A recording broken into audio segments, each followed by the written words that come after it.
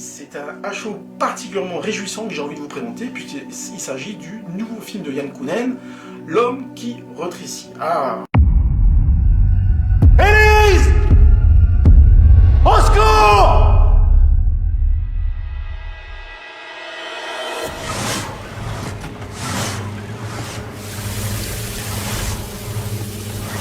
Il vous est rien arrivé de particulier? Un événement traumatique, un choc émotionnel? Avec nous, Paul? C'est pas possible. Il y a un truc qui va pas, là. T'as peut-être un peu maigri? Respire. 1,76. Tu rigoles? On se tasse tous un peu avec l'âge, tu sais, c'est normal. De 4 cm?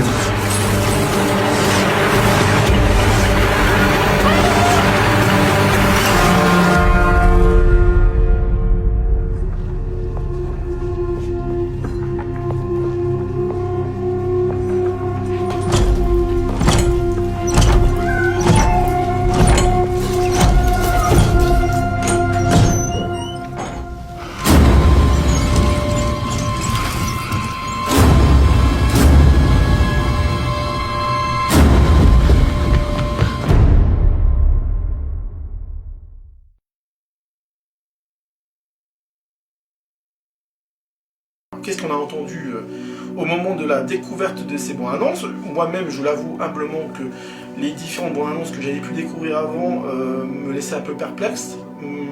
Voilà, on s'attaque quand même, mine de rien, à un des grands classiques de la science-fiction de la littérature, Richard Matheson, mais également, par ricochet, par une grande adaptation du cinéma des années 50, qui était L'homme qui rétrécit, par Jack Arnold. Donc, s'attaquer à un tel projet, c'était déjà quelque chose d'assez incroyable en soi. L'annonce du projet sortait un peu sortait de nulle part. Donc voilà, donc forcément, lorsqu'on a découvert les bandes annonces, on s'inquiétait, parce que forcément, dès qu'il s'agit d'un film une réadaptation d'un remake, par un classique de la littérature, forcément, on se demande toujours cette fameuse question, à quoi ça sert, pourquoi faire une nouvelle adaptation, etc. etc. Ça, c'était le premier truc. Et puis, il y avait bien sûr le fait que ce soit une production française, parce qu'on va pas se mentir, hein, le cinéma français est pas souvent enclin à adapter des classiques de la littérature, surtout si en plus elle vient des États-Unis. Alors, bien sûr, il y a déjà eu des adaptations de films, de romans étrangers en France. Voilà, un Truffaut avait fait Fahrenheit 451, par exemple. Il y a déjà eu des tentatives comme ça, mais c'est vrai que s'attaquer à un film qui est quand même de grands spectacles, qui n'est pas forcément un film intellectuel, mais plus une super série B à la base, c'était pas aussi évident que ça, et donc forcément, à la question, alors, le résultat, ça vaut le coup ou pas? Eh ben, ma foi, je suis le premier surpris, j'avoue, oui, 1000 fois oui, 1000 fois oui. Donc, L'homme qui rétrécit, c'est un film à voir absolument en salle, déjà pour savourer la patine, grand spectacle du film, parce que en termes de mise en scène, mais aussi en termes de direction artistique, de photographie, la musique du film d'Alexandre Desplat, qui est vraiment formidable, mais tout le reste, ouais, ça envoie du lourd, l'effet waouh sur le grand écran, ça marche très très bien.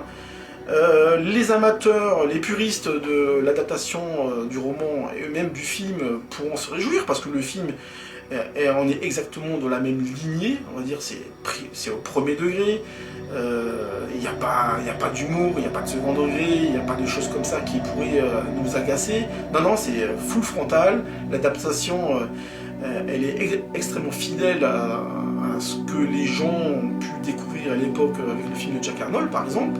Voilà, on retrouve quelques plots essentiels, voilà. La seule chose qui différencie un peu, c'est l'origine un peu de la cause, voilà.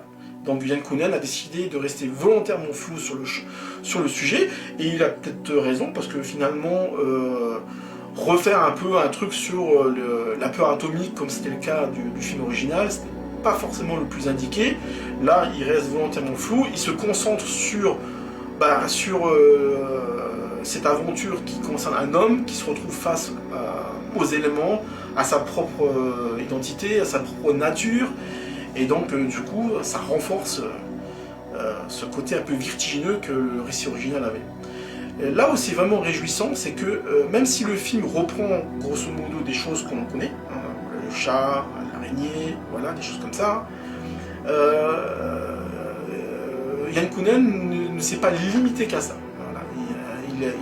Lorsqu'il s'agit d'apporter une dimension un peu poétique, où le merveilleux, l'imaginaire, le côté un peu conte, voilà, il n'hésite pas à mettre la gomme dessus, donc ce qui rend le film d'autant plus appréciable qu'il y a vraiment des moments visuellement formidables. Voilà, je ne peux pas en dire plus, mais la scène de l'aquarium est vraiment très belle.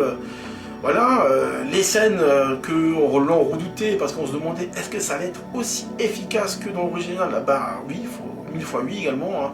La scène du chat est spectaculaire, mais les scènes avec l'araignée, oh, ça envoie du lourd, hein, je vous dis que ça. Donc voilà, très content du résultat.